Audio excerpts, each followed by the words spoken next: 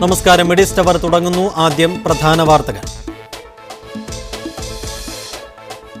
വിദ്യാർത്ഥികൾക്ക് സ്വകാര്യ മേഖലയിൽ ജോലി ചെയ്യാൻ UAE-യിൽ അനുമതി. 15 വയസ്സ് കഴിഞ്ഞവർക്ക് തൊഴിലനുമതിക്ക് അപേക്ഷിക്കാം. സാധാരണ തൊഴിലാളികൾക്കുള്ള എല്ലാ ആനുകൂല്യങ്ങളും വിദ്യാർത്ഥികൾക്ക് നൽകണമെന്നും നിർദ്ദേശം.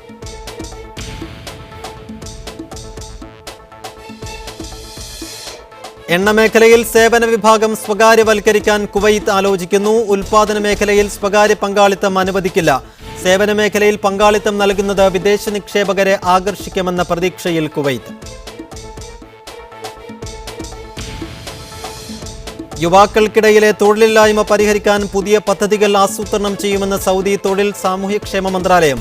വിഷൻ 2030-ന്റെ ഭാഗമായി നടപ്പാക്കുന്ന പരിവർത്തന പദ്ധതിയിൽ സ്വദേശി യുവാക്കൾക്ക് കൂടുതൽ തൊഴിലവസരങ്ങൾ സൃഷ്ടിക്കും. യുവതികൾക്കായി 1.5 ലക്ഷത്തോളം തൊഴിലവസരങ്ങൾ. ട്രാവൽ ഏജന്റിന്റെ തട്ടിപ്പിനിരയായി ഗൾഫിൽ മലയാളികൾ ഉൾപ്പെടെ 200ഓളം ഇന്ത്യക്കാർ ദുരിത ജീവിതത്തിൽ. ഉന്നത ജോലി വാഗ്ദാനം ചെയ്ത് വീട്ടുജോലിക്ക് മാത്രമായി ഉപയോഗിക്കുന്നു. രക്ഷപ്പെട്ടവരയക്കുന്ന സഫാറയിലെ കേന്ദ്രത്തിൽ ഭക്ഷണം പോലും കൃത്യമായി ലഭിക്കുന്നില്ലെന്നും തട്ടിപ്പിനിരയായവരുടെ പരാതി. മിഡിസ്റ്റ് അവറിലേക്ക് വിശദമായി. UAE-യിൽ വിദ്യാർത്ഥികൾക്ക് സ്വകാര്യ മേഖലയിൽ ജോലി ചെയ്യാൻ അനുമതി. മാനവവിഭവശേഷി മന്ത്രാലയമാണ് ഇത് സംബന്ധിച്ച ഉത്തരവിറക്കിയത്. ഇതനുസരിച്ച് 15 വയസ്സ് പിന്നിട്ട പ്രവാസി വിദ്യാർത്ഥികൾക്കും തൊഴിൽ പെർമിറ്റിനായി അപേക്ഷിക്കാം. മുതിർന്ന വിദ്യാർത്ഥികളുള്ള നിരവധി കുടുംബങ്ങൾക്ക് തീരുമാനം ഗുണകരമാകുമെന്നാണ് പ്രതീക്ഷ. 3 തരം വർക്ക് പെർമിറ്റുകളാണ് വിദ്യാർത്ഥികൾക്ക് UAE-യിൽ അനുവദിക്കുക. താൽക്കാലികം, പാർട്ട് ടൈം, ജുവനൈൽ എന്നിങ്ങനെയാണ് ഈ മേഖലയെ വേർതിരിച്ചിരിക്കുന്നത്. 15-നും 18-നും ഇടയ്ക്ക് പ്രായമുള്ളവർക്ക് സ്വകാര്യ മേഖലയിൽ തൊഴിലിന് അപേക്ഷിക്കാം. 12-നും 18-നും ഇടയിൽ പ്രായമുള്ള വിദ്യാർത്ഥികൾക്ക് പരിശീലനത്തിന്റെ ഭാഗമായും ജോലി ചെയ്യാം.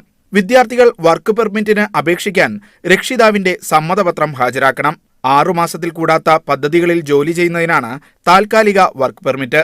കുറഞ്ഞ സമയം ജോലി ചെയ്യേണ്ടി വരുന്ന പാർട്ട് ടൈം പെർമിറ്റിൽ പരമാവധി 1 വർഷമാണ് വിദ്യാർത്ഥികളെ അനുവദിക്കുക. ജുവനൈൽ പെർമിറ്റിൽ 15 പിന്നിട്ടവരെ 1 വർഷത്തേക്ക് നിയമിക്കാം. എന്നാൽ 6 മണിക്കൂറിൽ കൂടുതൽ വിദ്യാർത്ഥികളെ കൊണ്ട് ജോലി എടുപ്പിക്കരുത്. 4 മണിക്കൂറിൽ കൂടുതൽ തുടർച്ചയായി ജോലി പാടില്ല. വിദ്യാർത്ഥികളെ ജോലി ചെയ്യിക്കാൻ പാടില്ലാത്ത 31 മേഖലകളും സർക്കാർ നിർണയിച്ചിട്ടുണ്ട്. സമാന തസ്തികയിൽ ജോലി ചെയ്യുന്ന സാധാരണ തൊഴിലാളികൾക്ക് നൽകുന്ന മുഴുവൻ ആനുകൂല്യങ്ങളും വിദ്യാർത്ഥികൾക്ക് നൽകണമെന്നും മന്ത്രാലയം നിർദ്ദേശിക്കുന്നു. വൻതുക ഫീസ് നൽകി പഠിക്കേണ്ടി വരുന്ന UAE-യിലെ കോളേജ് വിദ്യാർത്ഥികൾക്കായിരിക്കും പുതിയ തീരുമാനം ഏറെ ഗുണം ചെയ്യുക. Shino Shamsuddin, media 1, Abu Dhabi. ഈ വിഷയത്തിൽ പ്രതികരിക്കാൻ അഡ്വക്കേറ്റ് അബ്ദുൽ അസീസ് ദുബായിൽ നിന്നും ടെലിഫോൺ ലൈനിൽ. നിയമവിദഗ്ധനാണ് അദ്ദേഹം. ശ്രീ അബ്ദുൽ അസീസ്, ഇന്നാണ് ഇത് സംബന്ധിച്ച ഉത്തരവിറങ്ങിയത്. എന്തൊക്കെ കാര്യങ്ങളാണ് ഉത്തരവിൽ പറയുന്നത്? ഏത് രീതിയിലാണ് പ്രവാസികളും സ്വദേശികളും ഈ പുതിയ ഉത്തരവിനെ നോക്കിക്കാണുന്നത്? അതെ, ഇത് ഒരു 2 മാസം മുമ്പേ ഗവൺമെന്റ് ലെവലിൽ ഒരു പ്രപ്പോസൽ ഉണ്ടായിരുന്നു. അത് ഇപ്പോ നിയമമായിട്ട് ഓർഡറായിട്ട് ഇറങ്ങി എന്നേ ഉള്ളൂ.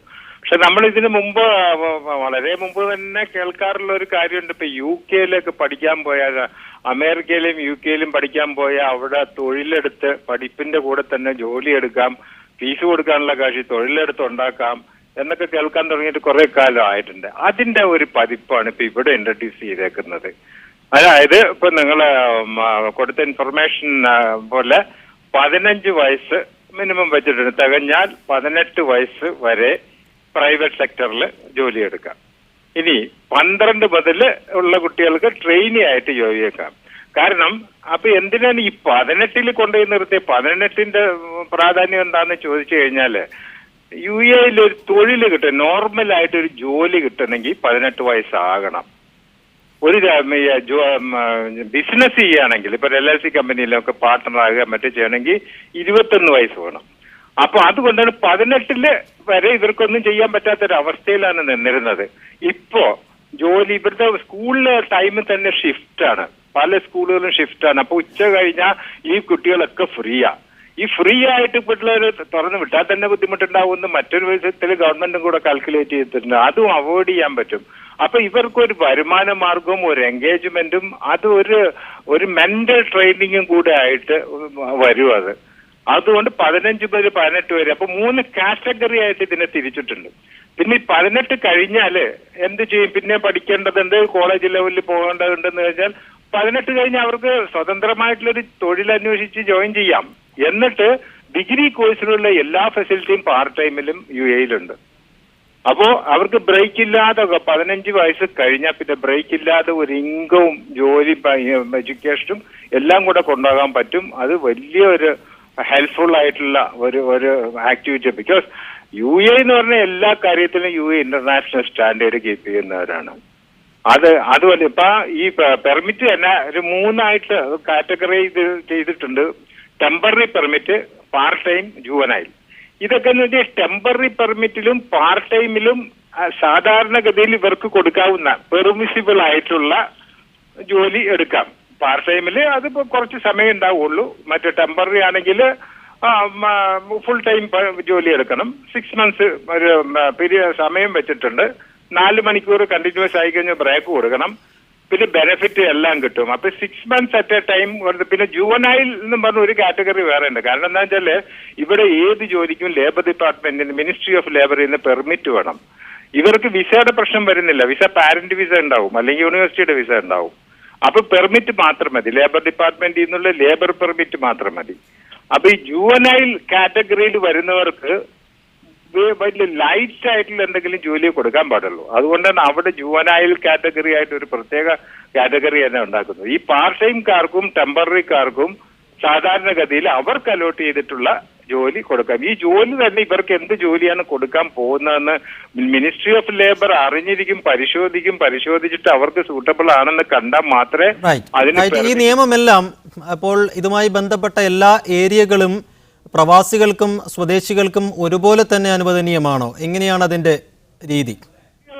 സ്വദേശികൾക്ക് പാർട്ട് ടൈം അല്ലെങ്കിലും ഉണ്ട്. അവരിവിടുത്തെ നാട്ടുകാരല്ലേ. അപ്പൊ നമ്മുടെ നാട്ടിൽ ഏത് വിധത്തിലും ജോലി എടുക്കാം. അവർക്ക് മറ്റു സൗകര്യങ്ങളൊക്കെ. ഇത് പ്രവാസികൾക്ക് വേണ്ടിയുള്ള ഒരു അറേഞ്ച്മെന്റ് ആണ്. പ്രവാസികൾക്ക് വേണ്ടി മാത്രമായുള്ള ഉത്തരവാണ് ഇപ്പോൾ ഇന്ന് പുറത്തു വന്നിരിക്കുന്നത്. മറ്റേ നാഷണൽസിന് ഇങ്ങനെയുള്ള റെസ്ട്രിക്ഷൻസ് ഒന്നും ഇല്ലല്ലോ. അവർക്ക് അവരുടേതായ സ്റ്റൈലുണ്ട്, അവരുടേതായ എഡ്യൂക്കേഷണൽ ഹെൽപ്പ് ഉണ്ട്. ഗവൺമെന്റ് സ്പോൺസർ ചെയ്തിട്ടുള്ള എഡ്യൂക്കേഷനാണ്. പുറത്തു പോയി പഠിക്കാനുള്ള കംപ്ലീറ്റ് എക്സ്പെൻസ് ഗവൺമെന്റ് എടുക്കുന്നു. സോഷ്യൽ സെക്യൂരിറ്റീസ് അവർക്ക് ധാരാളം ഉണ്ട്. ദുബായിലെ ഇപ്പോഴത്തെ അവസ്ഥ അനുസരിച്ച് വിദ്യാർത്ഥികൾക്ക് ഏതൊക്കെ മേഖലയിലായിരിക്കും അവസരങ്ങൾ ലഭിക്കുക ഇങ്ങനെയാണെങ്കിൽ? അത് ഒരു 31 കാറ്റഗറി ഒഴിവാക്കിയിട്ടുണ്ട്. അത് ഒഴിച്ചിട്ടുള്ള ബാക്കി ഏതിലും പോകാം എന്ന് പറഞ്ഞാൽ തന്നെ പെർമിറ്റിന് അപ്ലൈ ചെയ്യുമ്പോൾ ഡീറ്റെയിൽഡ് ഫോം ഉണ്ട്. ആ ഫോമിൽ ഇന്ന ജോലിയാണ്, അത് ഇന്ന മാതിരിയാണ്, ഇന്നതാണ് ചെയ്യാൻ പോണെന്നൊക്കെ കുറിച്ച് അവരത് എക്സാമിൻ ചെയ്യും, മിനിസ്ട്രി ഓഫ് ലേബർ. അത് ഈ വയസ്സുമായിട്ട് കമ്പയർ ചെയ്തിട്ട് ഇത്രയും വയസ്സുള്ള കുട്ടിക്ക് ചെയ്യാൻ പറ്റുന്ന ജോലിയാണോ എന്ന് ഉറപ്പാക്കിയതിന് മാത്രമേ ലേബർ പെർമിറ്റ് ഇഷ്യൂ ചെയ്യുള്ളൂ. അതുകൊണ്ട് ഒരു അപ്ലിക്കേഷൻ കൊടുത്താൽ ഇമ്മീഡിയറ്റ് ഒരു ലേബർ പെർമിറ്റ് കൊടുക്കുന്ന ഒരു സിസ്റ്റം ഇവിടെ UAE ഇല്ല. വളരെയധികം സ്ക്രൂട്ടനൈസ് ചെയ്തിട്ടൊക്കെ ചെയ്യുള്ളൂ. വളരെയധികം നന്ദി ശ്രീ അബ്ദുൽ അസീസ് ഈ വാർത്തയോട് പ്രതികരിച്ചതിന്. മറ്റു വാർത്തകളിലേക്ക്. ട്രാവൽ ഏജന്റിന്റെ തട്ടിപ്പിനിരയായി ഗൾഫിൽ മലയാളികൾ ഉൾപ്പെടെ 200ഓളം ഇന്ത്യക്കാർ ദുരിത ജീവിതം നയിക്കുന്നു. ഇവിടെ നിന്നും രക്ഷപ്പെട്ട് നാട്ടിൽ തിരിച്ചെത്തിയ തമിഴ്നാട് ഗൂഡല്ലൂരിലെ ലിഷിയാണ് ഈ ദുരിതങ്ങൾ വെളിപ്പെടുത്തിയത്. പലവിധ ജോലികൾക്കെന്നും പറഞ്ഞ് കൊണ്ടുപോകുന്ന സ്ത്രീകളെ വീട്ടുജോലിക്ക് മാത്രമായി ഉപയോഗിക്കുന്നു. പീഡനങ്ങൾ വേറെയുമുണ്ടെന്നാണ് പരാതി. ജീവിത പ്രാരാബ്ദങ്ങൾക്ക് അറുതിയാവാൻ കടൽ കടന്ന് സൗദി അറേബ്യയിലെത്തിയതായിരുന്നു ലിഷ. ബ്യൂട്ടീഷ്യൻ അസിസ്റ്റന്റ് തസ്തികയിലേക്കെന്ന് പറഞ്ഞാണ് കോയമ്പത്തൂരിലെ ട്രാവൽ ഏജന്റ് വഴി ലിഷ പോയത്. അവിടെ എത്തിയപ്പോൾ കിട്ടിയത് വീട്ടുജോലി. അതും 10-12 മക്കളുള്ള വീട്ടിൽ അടിമപ്പണി. ഭക്ഷണം പോലുമില്ല. ആദ്യ മാസം ശമ്പളവും ലഭിച്ചില്ല. ബ്യൂട്ടീഷ്യൻ ഹെൽപ്പറായിട്ടാണെന്ന് പറഞ്ഞത് ആദ്യം. പിന്നെ പറഞ്ഞു ഇല്ല, പിന്നെ ബ്യൂട്ടീഷ്യൻ ഹെൽപ്പറിന് വേറെ ആളെ ഞങ്ങൾ അയച്ചിട്ടുണ്ട്, ആ ജോലി ഇതാക്കാൻ പറ്റില്ല, പിന്നെ വീട്ടുജോലിക്ക് നിങ്ങൾ ഒരു അമ്മേനെ മാത്രം നോക്കിയാൽ മതി, അങ്ങനെയെന്ന് പറഞ്ഞ് അയച്ചു. അവിടെ ചെന്ന് നോക്കുമ്പോൾ വീട്ടുജോലി ഭയങ്കര കഷ്ടം, എന്നെ കൊണ്ടൊന്നും താങ്ങാനാകുന്നില്ല.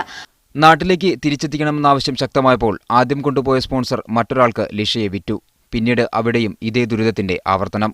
എല്ലാ സ്ഥലത്തും ഒരേപോലത്തെ രീതിയിലുള്ള പിന്നെ ജോലികളും കാര്യങ്ങളുമാണ്. ഭക്ഷണം ശരിക്കുമില്ല, ശരിയായ ഒരു ഉറക്കമില്ല, ഒരു റെസ്റ്റ് ഒന്നുമില്ല. അങ്ങനെയുള്ള പിന്നെ ഭയങ്കരമായ ബുദ്ധിമുട്ടുകൾ കൊണ്ട് ഞാൻ നിൽക്കാൻ പറ്റിയില്ല.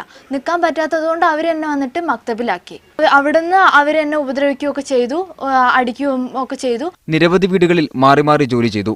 ഒടുവിൽ 10 മാസത്തോളം നിന്നത് ഒരു മിലിറ്ററി ഓഫീസറുടെ വീട്ടിൽ. ആദ്യഘട്ടത്തിൽ വലിയ പ്രശ്നങ്ങളുണ്ടായില്ല. പിന്നീട് അവിടെയും സമാന സ്ഥിതിയായി. ഒടുവിൽ ചില സംഘടനകൾ ഇടപെട്ട് നാട്ടിലേക്ക് തിരിച്ചെത്തിച്ചു. എംബസിയിലേക്ക് വന്നു കഴിഞ്ഞിട്ട് എംബസിയിൽ നിന്ന് എന്നെ സൗദി സഫാറയിലേക്ക് മാറ്റി. പിന്നെ സോഷ്യൽ മീഡിയയിൽ ഇട്ടതുകൊണ്ട് ഒരുപാട് പേര് എന്നെ സഹായിച്ചു. തമിഴ്നാട്ടിലെ VCK ഗ്രൂപ്പ് അവരാണ് വന്നിട്ട് പോലീസുകാരുടെ അടുത്ത് കാശ് കെട്ടി പിന്നെ എന്നെ നാട്ടിലേക്ക് അയച്ചത്. മുടക്കിയ പണം തിരികെ ലഭിക്കാതെ തിരിച്ചയക്കാൻ സാധിക്കില്ലെന്ന സ്പോൺസർമാരുടെ പിടിവാശിയാണ് പലർക്കും നാട്ടിലേക്കുള്ള യാത്രയ്ക്ക് തടസ്സമാകുന്നത്. ഇന്ത്യൻ എംബസിയിലെത്തുന്ന യുവതികളെ സൗദി സഫാറ എന്നറിയപ്പെടുന്ന താൽക്കാലിക ജയിലിലേക്കാണ് മാറ്റുന്നത്. സർക്കാരിന്റെ ഇടപെടലുകൾ കാര്യക്ഷമമല്ലാത്തതിനാൽ ഇവിടെ കഷ്ടപ്പാടുകൾ സഹിച്ച് ജീവിക്കുകയാണ് മലയാളികളടക്കമുള്ള ഇന്ത്യക്കാർ. ക്യാമറ പേഴ്സൺ അനിലും ബഷീറിനൊപ്പം മനേഷ് മൂർത്തി, മീഡിയ 1, ഗൂഡല്ലൂർ. ദുരിതത്തിൽ നിന്നും എങ്ങനെയെങ്കിലും രക്ഷപ്പെട്ട ഇന്ത്യൻ എംബസിയിൽ എത്തുന്ന യുവതികളെ സൗദിയിലെ താൽക്കാലിക ജയിലായ സൗദി സഹാറയിലേക്കാണ് അയക്കുന്നത്. ഭക്ഷണം പോലും കൃത്യമായി നൽകാതെയുള്ള പീഡനമാണ് ഇവിടെയും. ദുരിതകഥകൾ സഫാറയിൽ കഴിയുന്നവർ തന്നെ പറയും.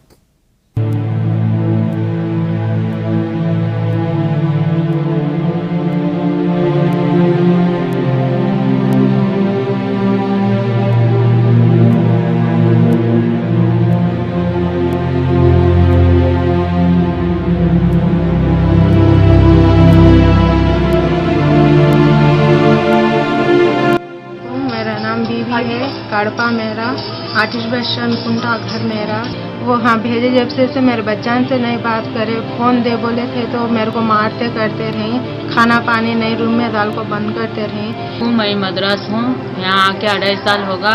मैं यहाँ के काम करी।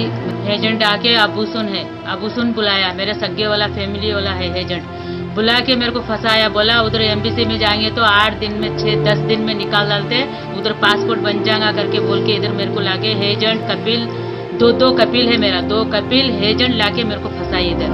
मैं बोली तो क्या है, बोल तो तेरा पासपोर्ट नहीं है, पासपोर्ट घुमा डाले, तुम्हारा पासपोर्ट उधर एमबीसी में बनाएंगे, एमबीसी से भेजेंगे करके बोल के इधर आके 6 महीना होगा, अभी तक नहीं भेजे, कुछ भी नहीं कर रहे, क्या करके मालूम नहीं। काम से बोल के यहाँ मैं पकाने का काम छोड़ के मैं बहुत सारा काम लगा रहे थे, 2 घरों का 3 घरों का काम लगा रहे थे और खाना नहीं दे रहे थे, कुछ नहीं दे रहे थे। मैंने कहा मेरे एजेंट से बात करनी है, तो मैं बहुत मुश्किल हो रही, मैं ये काम नहीं कर सकती, तो मेरा सफ़र नहीं कराने को बोल दिया और मुझे खाली पुलिस किया, साइन नहीं किया और मुझे यहीं अटका के छोड़ दिया। जब तक खादमा नहीं आएगी मुझे यहाँ सफ़र कराने नहीं देगा। प्लीज़ आप मेरी मदद करें और मुझे इंसाफ करें। മനേഷ് മൂർത്തി, മീഡിയ 1, ഗൂഡല്ലൂർ. വാർത്തകൾ തുടരുന്നു. എണ്ണ മേഖലയിൽ സേവന വിഭാഗം സ്വകാര്യവൽക്കരിക്കാൻ ആലോചനയുള്ളതായി കുവൈത്ത് ധനമന്ത്രാലയം അണ്ടർ സെക്രട്ടറി ഖലീഫ ഹമ്മദ് വാർത്താസമ്മേളനത്തിൽ അറിയിച്ചു. എന്നാൽ ഉൽപാദന മേഖലയിൽ സ്വകാര്യ പങ്കാളിത്തം അനുവദിക്കില്ല. ഏതൊക്കെ രംഗങ്ങളിൽ സ്വകാര്യവൽക്കരണമാകാമെന്നതിനെക്കുറിച്ച് ധനമന്ത്രാലയവും കുവൈത്ത് പെട്രോളിയം മന്ത്രാലയവും പഠനം നടത്തിവരുന്നുണ്ട്. ഈ ആലോചനയിൽ എണ്ണ ഉൽപ്പാദനം ഉൾപ്പെടുത്തിയിട്ടില്ല. സാമ്പത്തിക പരിഷ്കരണത്തിന്റെ ഭാഗമായി എണ്ണ മേഖലയിൽ പങ്കാളിത്തം നൽകുന്നത് വിദേശ നിക്ഷേപകരെ ഉൾപ്പെടെ ആകർഷിക്കുമെന്നാണ് പ്രതീക്ഷ. സൗദിയിലെ അരാംകോ കമ്പനി കഴിഞ്ഞ ഏപ്രിലിൽ സമാനമായ പദ്ധതി പ്രഖ്യാപിച്ചിരുന്നു. എണ്ണവിലയിടിവുമായി ബന്ധപ്പെട്ടുള്ള സാമ്പത്തിക പരിഷ്കരണ ആലോചനയുടെ ഭാഗമായാണ് എണ്ണ മേഖലയിൽ സ്വകാര്യ പങ്കാളിത്തം ആലോചിക്കുന്നത്. സാമ്പത്തിക പരിഷ്കരണം അനിവാര്യമാണെന്ന് ലോകബാങ്കും IMFും ഉൾപ്പെടെയുള്ള രാജ്യാന്തര സാമ്പത്തിക സംഘടനകൾ മുന്നറിയിപ്പ് നൽകിയിട്ടുണ്ട്.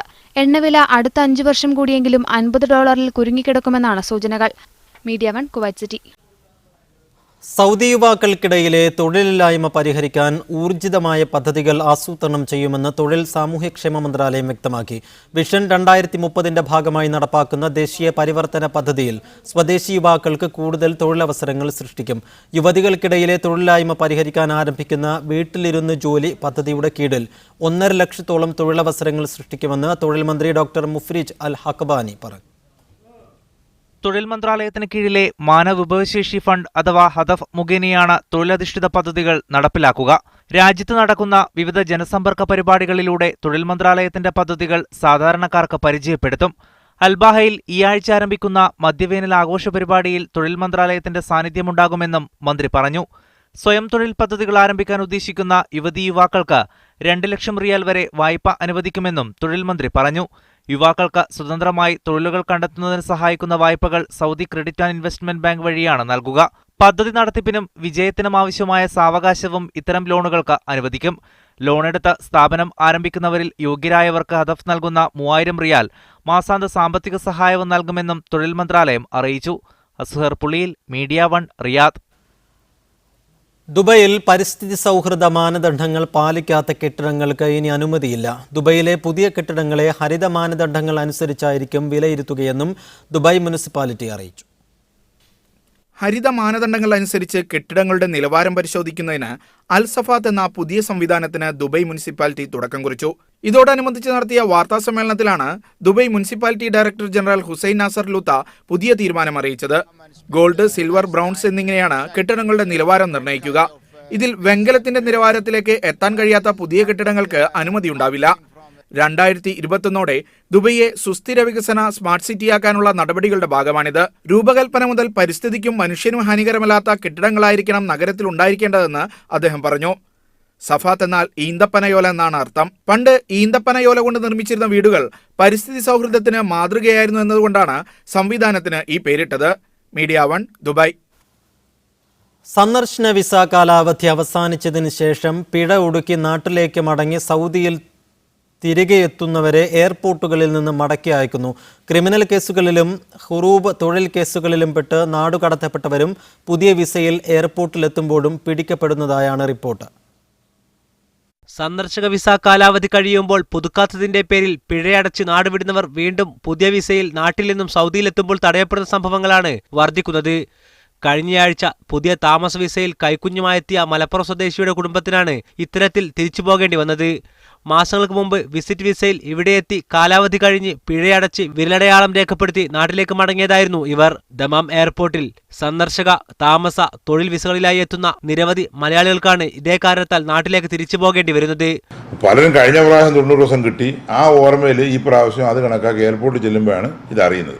പക്ഷേ വളരെ സുചറിയമായ ഒരു സേവനമാണ് ഇവിടുത്തെ മീഡിയകൾ ചെയ്യുന്നത്. കാര്യം കൃത്യമായി ഇങ്ങനെ വരുന്നുണ്ട് ഇത്രയും ചെയ്തിട്ടും കൂടി വീണ്ടും നമ്മുടെ ആൾക്കാർ ഈ ചതി പെടുന്നു, ഈ അബദ്ധങ്ങളിൽ പെടുന്നു എന്നുള്ളത് ശരിക്കും പറഞ്ഞാൽ 100% അവരുടെ അശ്രദ്ധക്കുറവാണ്. സാധാരണ സൗദിയിൽ കുടുംബങ്ങൾക്ക് 90 ദിവസത്തേക്കാണ് വിസിറ്റ് വിസ നൽകാറുള്ളത്.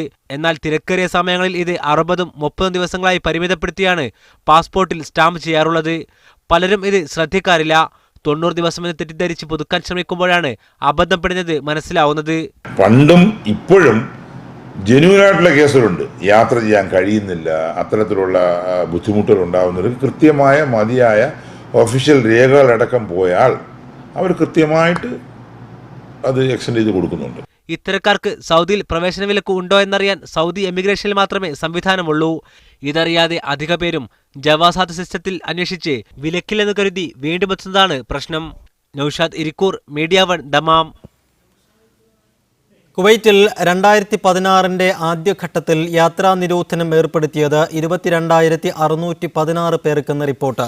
ഈ കാലഘട്ടത്തിൽ അറസ്റ്റ് വാറണ്ട് പുറപ്പെടുവിച്ചത് 23,115 നിയമലംഘകർക്കെതിരെയാണെന്നും എൻഫോഴ്സ്മെന്റ് ജനറൽ വകുപ്പിന്റെ റിപ്പോർട്ടിൽ വ്യക്തമാക്കുന്നു. പ്രവാസികളെ അപേക്ഷിച്ച് സ്വദേശികളാണ് അറസ്റ്റ് ചെയ്യപ്പെടേണ്ടവരുടെ എണ്ണത്തിൽ കൂടുതൽ. അഹമ്മദി, മുബാറക്, അൽ കബീർ, ജഹ്റ ഗവർണറേറ്റ് എന്നിവിടങ്ങളിൽ താരതമ്യേന സ്വദേശികളുടെ എണ്ണത്തിൽ വർധനവുണ്ട്. ഇവിടെ നിന്നുള്ളവർക്കെതിരെയാണ് കൂടുതലായും അറസ്റ്റ് വാറണ്ട് പുറപ്പെടുവിച്ചിരിക്കുന്നത്. ഏകദേശം 8,538 അറസ്റ്റ് വാറണ്ടുകളാണ് ഈ ഗവർണറേറ്റുകളിൽ നിന്നും പുറപ്പെടുവിച്ചിരിക്കുന്നത്.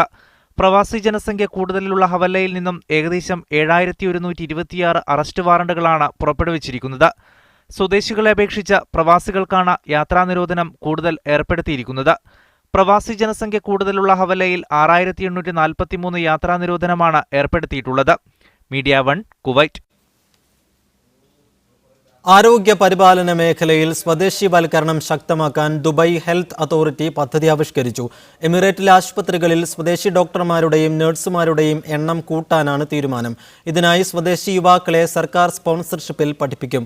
മലയാളി നഴ്സുമാർ അടക്കമുള്ള പ്രവാസി ഉദ്യോഗാർത്ഥികൾക്ക് പുതിയ തീരുമാനം തിരിച്ചടിയാകും. പ്രതിവർഷം 130 സ്വദേശികളെ സർക്കാർ സ്പോൺസർഷിപ്പിൽ വൈദ്യമേഖലയിൽ വിവിധ കോഴ്സുകളിൽ ചേർക്കാനാണ് ദുബായ് ഹെൽത്ത് അതോറിറ്റിയുടെ പദ്ധതി. നിലവിൽ ദുബൈയിലെ നഴ്സുമാരിൽ 1% പാരാമെഡിക്കൽ ജീവനക്കാരിൽ 14% മാത്രമാണ് സ്വദേശികൾ. സ്വദേശി ഡോക്ടർമാരുടെ എണ്ണം 27%. സ്കൂളുകളും സർവകലാശാലകളും കേന്ദ്രീകരിച്ച് ക്യാമ്പയിൻ നടത്തി സ്വദേശി യുവാക്കളെ വൈദ്യമേഖലയിലേക്ക് ആകർഷിക്കുമെന്ന് DHA ഹ്യൂമൻ റിസോഴ്സ് വിഭാഗം ഡയറക്ടർ അംന അൽ സുവൈദി പറഞ്ഞു. നിലവിൽ സ്വദേശി യുവാക്കൾ വൈദ്യമേഖലയിൽ നിന്ന് അകന്നു നിൽക്കുകയാണ്. ദീർഘകാലം പഠനം നടത്തേണ്ടി വരുമെന്നതാണ് ഇതിനുള്ള പ്രധാന കാരണം. അടുത്ത അധ്യയന വർഷം മുതൽ പദ്ധതി നടപ്പാക്കും. DHA വെബ്സൈറ്റിലൂടെ ഓൺലൈൻ വഴിയായിരിക്കും അപേക്ഷകൾ സ്വീകരിക്കുക. നഴ്സിംഗ്, പാരാമെഡിക്കൽ കോഴ്സുകളിൽ ചേരുന്നവരുടെ മുഴുവൻ ട്യൂഷൻ ഫീസും സർക്കാർ വഹിക്കും. നിലവിൽ വൈദ്യപഠനത്തിന് 89,000 ദിർഹവും നഴ്സിംഗ് പഠനത്തിന് 46,500 ദിർഹവും പാരാമെഡിക്കൽ പഠനത്തിന് 36,200 ദിർഹവുമാണ് ചിലവ് വരുന്നത്. മികവ് പുലർത്തുന്ന വിദ്യാർത്ഥികൾക്ക് സ്കോളർഷിപ്പ് നൽകും. പഠനത്തിനു ശേഷം DH ആശുപത്രികളിലും ക്ലിനിക്കുകളിലും ജോലി ഉറപ്പാക്കും.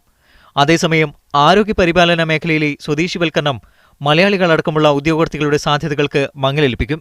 നിലവിൽ ദുബായിലെ നഴ്സുമാരിൽ ഭൂരിപക്ഷവും മലയാളികളാണ്. Media 1 Dubai. മിഡ് ഈസ്റ്റ് അവർ തുടരുന്നു. പെട്രോളിയം മേഖലയിലെ നിക്ഷേപ പദ്ധതികൾ വിജയകരമായി നിലനിൽക്കണമെങ്കിൽ അസംസ്കൃത എണ്ണ വില വീപ്പയ്ക്ക് ചുരുങ്ങിയത് $50 ലഭിക്കണമെന്ന് സൗദി ഊർജ്ജ മന്ത്രി എഞ്ചിനീയർ ഖാലിദ് അൽ ഫാലിഹ് പറഞ്ഞു. $50 കുറഞ്ഞ വില എണ്ണ കയറ്റുമതി രാജ്യങ്ങൾക്ക് കടുത്ത പ്രതിസന്ധി സൃഷ്ടിക്കുമെന്നും ജർമ്മൻ പത്രത്തിന് നൽകിയ അഭിമുഖത്തിൽ അദ്ദേഹം പറഞ്ഞു. വിപണിയിൽ ആവശ്യത്തിലധികം എണ്ണ സ്റ്റോക്ക് ഉള്ളതാണ് വിലയിടിവിന് പ്രത്യക്ഷ കാരണം. ഒപെക് രാജ്യങ്ങൾ മാത്രം ഉൽപ്പാദനം കുറയ്ക്കുന്നത് വില ഉയരാൻ കാരണമാവില്ല. വിപണി ലഭ്യതയും ആവശ്യവും തമ്മിൽ സന്തുലിതമായ തോതിലേക്ക് വരുന്നുണ്ടെന്നും അതിനാൽ അടുത്ത മാസങ്ങളിൽ എണ്ണയ്ക്ക് നേരിയ വിലക്കയറ്റം ഉണ്ടായേക്കുമെന്നും ഖാലിദ് അൽ ഫാലിഹ് പറഞ്ഞു. 2017 എണ്ണ കയറ്റുമതി രാജ്യങ്ങൾക്ക് കൂടുതൽ മെച്ചപ്പെട്ട വിപണി പ്രതീക്ഷിക്കാമെന്നും അദ്ദേഹം വ്യക്തമാക്കി. ഗാർഹിക തൊഴിലാളി റിക്രൂട്ട്മെന്റ് കമ്പനി സ്ഥാപിക്കാൻ കുവൈറ്റ് പാർലമെന്റ് അംഗീകരിച്ച നിയമം സർക്കാർ ഉടൻ നടപ്പാക്കണമെന്ന ആവശ്യം. ഗാർഹിക തൊഴിലാളികളുടെ അവകാശം സംരക്ഷിക്കുന്നതാണ് ബിൽ വേഗത്തിൽ പാസാക്കണമെന്ന് പാർലമെന്റ് അംഗം കാമിൽ അൽ അവദി ആവശ്യപ്പെട്ടു. അവകാശങ്ങൾ ഉറപ്പുവരുത്തുന്നതിന് കമ്പനി രൂപീകരിക്കുന്ന സുപ്രധാന ബില്ലിന് പാർലമെന്റ് കഴിഞ്ഞ വർഷം അംഗീകാരം നൽകിയിരുന്നു. 2.5 ലക്ഷം കുവൈത്തി കുടുംബങ്ങളുടെ കീഴിൽ അതിന്റെ 3 ഇരട്ടിയോളം ഗാർഹിക തൊഴിലാളികൾ ജോലി ചെയ്യുന്നുണ്ടെന്നാണ് കണക്ക്. തൊഴിൽ നിയമത്തിന്റെ പരിധിയിൽപ്പെടാത്ത ഗാർഹിക ജോലിക്കാർ അനുഭവിച്ചുകൊണ്ടിരിക്കുന്ന ചൂഷണങ്ങൾക്കും അവകാശ നിഷേധങ്ങൾക്കും ഒരു പരിധിവരെ പരിഹാരമാവുന്നതാണ് ഗാർഹിക തൊഴിലാളി ബിൽ. ബില്ലിലെ പ്രധാന നിർദ്ദേശങ്ങൾ ഇവയാണ്: ഗാർഹിക തൊഴിലാളികളുടെ പ്രായം 20-നും 50-നും ഇടയിലാവുക. മിനിമം വേതനം 45 ദീനാറാക്കുക. റിക്രൂട്ട് ചെയ്യുന്നവർക്ക് ഏജൻസികൾ ഇൻഷുറൻസ് ഏർപ്പെടുത്തുക. പൊതു, വാരാന്ത്യ, വാർഷിക അവധികൾ അനുവദിക്കുക. പാസ്പോർട്ട് തൊഴിലുടമ പിടിച്ചുവെക്കരുത്. ബിൽ പാസാക്കാനുള്ള നീക്കത്തെ സ്വദേശികളും വിദേശികളും വലിയ പ്രതീക്ഷയോടെയാണ് കാത്തിരിക്കുന്നതെന്നും പാർലമെന്റ് അംഗം അവധി പറഞ്ഞു. Media 1 Kuwait.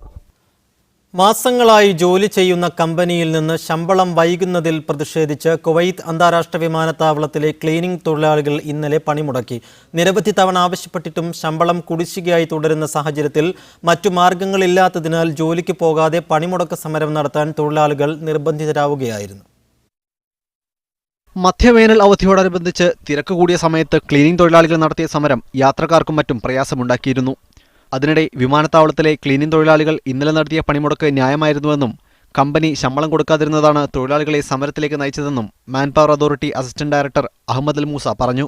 തൊഴിലാളികൾക്ക് ലഭിക്കേണ്ട മുഴുവൻ ശമ്പളവും കുടിശ്ശികയടക്കം കൊടുക്കാൻ തയ്യാറായില്ലെങ്കിൽ ക്ലീനിംഗ് കമ്പനിക്കെതിരെ ശക്തമായ നിയമ നടപടി സ്വീകരിക്കുമെന്ന് അദ്ദേഹം വ്യക്തമാക്കി. വിമാനത്താവളത്തിലെ ക്ലീനിംഗ് തൊഴിലാളികളുടെ സമരത്തിനിടയാക്കിയ സാഹചര്യം വിശദീകരിച്ച് നടത്തിയ പ്രസ്താവനയിലാണ് അദ്ദേഹം ഇക്കാര്യം വ്യക്തമാക്കിയത്. ശമ്പളം ഉൾപ്പെടെ തൊഴിലാളികളുടെ അവകാശങ്ങൾ ഹനിക്കുന്ന തരത്തിലുള്ള പ്രവർത്തനങ്ങളുമായി മുന്നോട്ടു പോകുന്ന കമ്പനികൾക്കെതിരെ ഫയലുകൾ ക്ലോസ് ചെയ്യുന്നതുൾപ്പെടെയുള്ള ശക്തമായ നടപടി കൈക്കൊള്ളും. കുവൈത്തിനെ മാനുഷിക സേവന പ്രവർത്തനങ്ങളുടെ കേന്ദ്രമായും അമീർ ഷെയ്ഖ് സബാ അൽ അഹമ്മദ് അൽ ജാബിർ സബാഹിനെ മനുഷ്യസേവനത്തിന്റെ അന്താരാഷ്ട്ര വ്യക്തിത്വമായും തെരഞ്ഞെടുക്കപ്പെട്ട സാഹചര്യത്തിൽ രാജ്യത്തിന്റെ സൽപ്പേരിന് കളങ്കമുണ്ടാക്കുന്ന ഇത്തരം കമ്പനികളെ വച്ചുപൊറുപ്പിക്കില്ല. എണ്ണ മേഖലയിലും ജമാൽ അബ്ദുൽ നാസർ റോഡ് പദ്ധതിയിലും അടുത്തിടെ തൊഴിലാളികൾ നടത്തിയ സമരത്തോട് ന്യായമായ സമീപനമാണ് അതോറിറ്റിയുടെ ഭാഗത്തു നിന്നുണ്ടായതെന്ന് അഹമ്മദ് അൽ മൂസ കൂട്ടിച്ചേർത്തു. Media 1 Kuwait. അബുദാബി നഗരത്തെ സമഗ്ര നിരീക്ഷണത്തിന് കീഴിൽ കൊണ്ടുവരാൻ നടപടി. ഇതിനായി ഫാൽക്കനായി സംവിധാനം ഏർപ്പെടുത്താൻ തീരുമാനിച്ചു. അബുദാബി അന്താരാഷ്ട്ര വിമാനത്താവളം, മുഖ്യദ്വീപുകൾ, ബനിയാസ്, മുസഫ പ്രദേശങ്ങൾ എന്നിവ ഉൾപ്പെടെ നിരീക്ഷണ സംവിധാനത്തിന് കീഴിൽ വരും. അബുദാബി നിരീക്ഷണ നിയന്ത്രണ കേന്ദ്രമാണ് പുതിയ സംവിധാനം കൊണ്ടുവരുന്നത്. ഇതിന്റെ ഭാഗമായി നഗരത്തിലെ വിവിധ ഭാഗങ്ങളിൽ ആയിരക്കണക്കിന് ക്യാമറകൾ സ്ഥാപിക്കും. നേരത്തെ ഒരുക്കിയ ക്യാമറകൾക്ക് പുറമെയാണിത്. ഇതിലൂടെ ലഭ്യമാകുന്ന ചിത്രങ്ങൾ ശേഖരിച്ച് ആവശ്യമായ നടപടികളെടുക്കാൻ അധികൃതരെ സഹായിക്കുന്നതാണ് ഫാൽക്കൺ ഐ സംവിധാനം. സ്മാർട്ട് ഉപകരണങ്ങളിലൂടെ മുന്നറിയിപ്പ് നൽകാനും വാഹനാപകടങ്ങൾ പോലുള്ള അടിയന്തര ഘട്ടങ്ങളിൽ അതിവേഗം രക്ഷാപ്രവർത്തനമൊരുക്കാനും സംവിധാനം ഉപകരിക്കും. ഗതാഗത നിയന്ത്രണത്തിന് പുറമെ അനധികൃത പാർക്കിംഗ്, റോഡുകളുടെ ദുരുപയോഗം തുടങ്ങിയ നിയമലംഘനങ്ങൾ കണ്ടെത്താനും ഈ സംവിധാനം മുഖേന സഹായിക്കും. നഗരത്തിന്റെ വൃത്തി നിരീക്ഷിക്കാനും അനുമതിയില്ലാത്ത സ്ഥലങ്ങളിൽ ആളുകൾ കൂട്ടം കൂടുന്നത് തടയാനും ഇതിലൂടെ സാധിക്കും. ജനങ്ങൾക്ക് മികച്ച സുരക്ഷ ഉറപ്പാക്കുകയെന്ന അബുദാബി എമിറേറ്റിന്റെ കാഴ്ചപ്പാടിന്റെ ഭാഗമായാണ് ഫാൽക്കൺ ഐ സംവിധാനം കൊണ്ടുവരുന്നതെന്ന് അബുദാബി പോലീസ് അറിയിച്ചു. അബുദാബി കിരീടാവകാശിയും UAE സായുധസേന ഡെപ്യൂട്ടി സുപ്രീം കമാൻഡറുമായ general Sheikh Mohammed bin Zayed Al നഹ്യാന്റെ മാർഗനിർദ്ദേശത്തിലാണ് പദ്ധതി നടപ്പാക്കുന്നതെന്നും ദുബായ് പോലീസ് വ്യക്തമാക്കി. Media 1 Dubai. സൗദിയിലേക്ക് സന്ദർശന ഉംറ വിസകളിൽ വന്ന് കാലാവധി കഴിഞ്ഞിട്ടും രാജ്യം വിടാതെ അനധികൃതമായി രാജ്യത്ത് തങ്ങുന്നവർക്ക് 6 മാസം തടവും 50,000 റിയാൽ പിഴയും ശിക്ഷ നൽകി നാടുകടത്തുമെന്ന് സൗദി പാസ്പോർട്ട് വിഭാഗം ജവാസാത്ത് മുന്നറിയിപ്പ് നൽകി. ഉംറ തീർത്ഥാടകരെ സൗദിയിൽ എത്തിക്കുന്ന കമ്പനികളും ഏജൻസികളും തങ്ങളുടെ കീഴിലുള്ളവർ നിർണയ കാലാവധിക്കുള്ളിൽ രാജ്യം വിടുന്നുവെന്ന് ഉറപ്പുവരുത്തണം. സന്ദർശന വിസയിൽ ആശ്രിതരെ കൊണ്ടുവരുന്ന സ്വദേശികളും വിദേശികളും ഇക്കാര്യം ഉറപ്പുവരുത്തണമെന്നും ജവാസാത്ത് അഭ്യർത്ഥിച്ചു. തീർത്ഥാടകർ തിരിച്ചു പോകാത്ത ഉംറ ഏജൻസികൾക്കും അനധികൃതരെ ജോലിക്ക് നിർത്തുന്ന സ്ഥാപനങ്ങൾക്കും 1,00,000 റിയാൽ വരെ പിഴ ചുമത്തുമെന്നും സ്ഥാപനത്തെക്കുറിച്ച് മാധ്യമങ്ങളിൽ പരസ്യപ്പെടുത്തുമെന്നും മുന്നറിയിപ്പിൽ പറയുന്നു. സൗദി റെയിൽവേ പുതുതായി ആരംഭിക്കുന്ന തെക്ക് വടക്ക് പാതയിൽ യാത്രാവണ്ടി പരീക്ഷണോട്ടം നടത്തി. ഹായിൽ നഗരത്തിന് വടക്കുഭാഗത്താണ് പരീക്ഷണോട്ടം നടത്തിയത്. 135 കിലോമീറ്റർ വേഗതയാണ് ഇപ്പോൾ പരീക്ഷണാർത്ഥം ഓട്ടം നടത്തുന്നത്. ഇത് ക്രമാനുഗതമായി മണിക്കൂറിൽ 200 കിലോമീറ്ററായി ഉയർത്താനാണ് പദ്ധതി. റിയാദിൽ നിന്നും സൗദിയുടെ വടക്കൻ അതിർത്തി വരെ നീളുന്ന ഈ പാതയിൽ ഈ വർഷം അവസാനത്തോടെ സർവീസ് ആരംഭിക്കാനാണ് തീരുമാനം. ഖത്തറിലെ ഹമ്മദ് ആശുപത്രിയിൽ പ്രസവത്തിനിടെ സ്വദേശി സ്ത്രീ മരിക്കാനിടയായ സാഹചര്യത്തെ സംബന്ധിച്ച് വിശദമായ അന്വേഷണം നടത്തിവരുന്നതായി ആരോഗ്യവകുപ്പ് വാർത്താക്കുറിപ്പിൽ അറിയിച്ചു.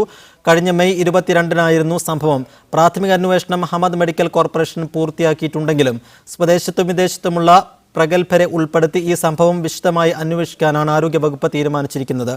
ഈ കമ്മിറ്റി അന്വേഷണ റിപ്പോർട്ട് ഹമ്മദ് മെഡിക്കൽ കോർപ്പറേഷന് സമർപ്പിക്കും.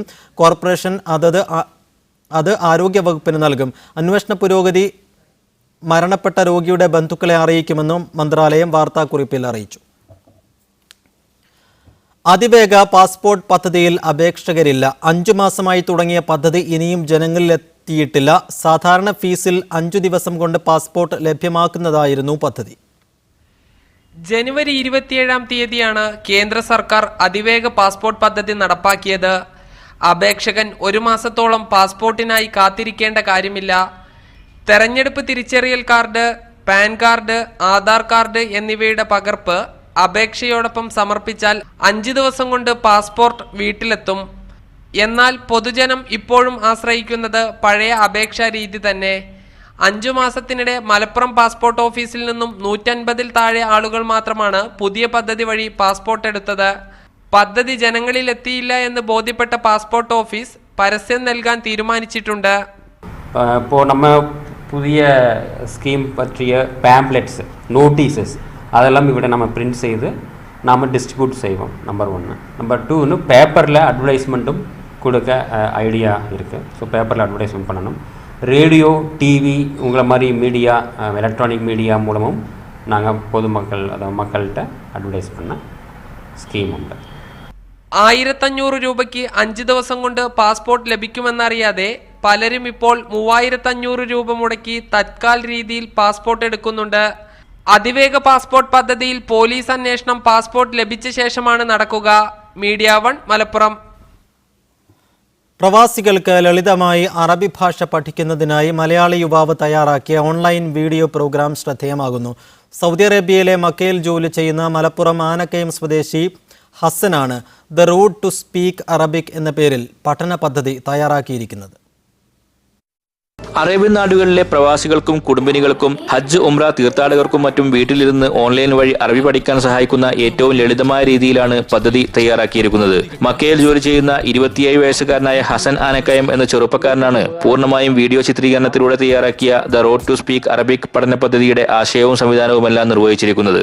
10-15 വർഷം പ്രവാസ ജീവിതം നയിച്ചിട്ടും അറബി അറിയാത്ത എത്രയോ മലയാളി സുഹൃത്തുക്കളുണ്ട്. കഴിഞ്ഞ 5.5 വർഷത്തെ പ്രവാസ ജീവിതത്തിന്റെ അനുഭവത്തിന്റെയും അതുപോലെ ഖുർആൻ പഠനത്തിന്റെയും ഖുർആൻ പാരായണ മത്സരത്തിൽ പങ്കെടുത്തതിൻ്റെയും എൻ്റെ കലാജീവിതത്തിൻ്റെയും അനുഭവ സമ്പത്ത് ഉൾക്കൊണ്ടുകൊണ്ടാണ് ഈ പ്രോഗ്രാം ഞാൻ തയ്യാറാക്കുന്നത്. Saudi Arabia, Egypt, Syria, Yemen, Jordan, Sudan തുടങ്ങി 10ഓളം അറബ് രാജ്യങ്ങളിലെ പൗരന്മാരുമായുള്ള സംഭാഷണങ്ങൾ, പ്രവാസികൾ ദൈനംദിന ജീവിതത്തിൽ ഉപയോഗിക്കുന്ന വാക്കുകളുടെയും വാചകങ്ങളുടെയും അവതരണം, ഇംഗ്ലീഷിലും മലയാളത്തിലുമുള്ള വിശദീകരണങ്ങൾ എന്നിവ ഈ പഠന പദ്ധതിയുടെ പ്രത്യേകതകളാണ്. ഹറമിന്റെ തൊട്ടടുത്ത മാർക്കറ്റിൽ ചിത്രീകരിച്ചിട്ടുള്ള ലൈവ് കോൺവെർസേഷനിലൂടെ നേരിട്ട് കണ്ട് കേട്ട് പഠിച്ച് മനസ്സിലാക്കാൻ പറ്റുന്ന ഒരു സംവിധാനമാണ് ഒരുക്കിയിട്ടുള്ളത്.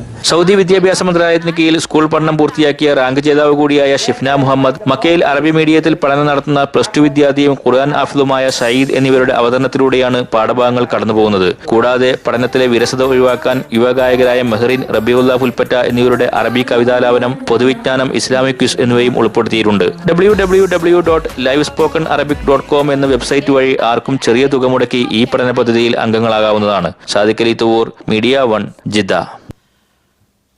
544 ദശലക്ഷം ദിർഹം ചെലവിൽ അബുദാബിയിൽ അടിസ്ഥാന സൗകര്യ വികസന പദ്ധതികൾ നടപ്പാക്കുന്നു. അബുദാബി എക്സിക്യൂട്ടീവ് കൗൺസിലാണ് പദ്ധതിക്ക് അനുമതി നൽകിയത്. പുതിയ റോഡുകൾ, വിദ്യാലയങ്ങൾ എന്നിവ ഇതിന്റെ ഭാഗമായാണ്. മുഹമ്മദ് ബിൻ സായിദ് സിറ്റിയിൽ 8 കിലോമീറ്റർ റോഡ് നിർമ്മാണം, കുടിവെള്ള, വൈദ്യുത പദ്ധതികളും ഇതിൽ ഉൾപ്പെടും. അബുദാബിയുടെയും പരിസര പ്രദേശങ്ങളുടെയും വികസനത്തിന് ഊർജം പകരുന്ന നിർമ്മാണ പ്രവർത്തനങ്ങൾക്ക് ഉടൻ തന്നെ തുടക്കം കുറിക്കുമെന്ന് അധികൃതർ വ്യക്തമാക്കി.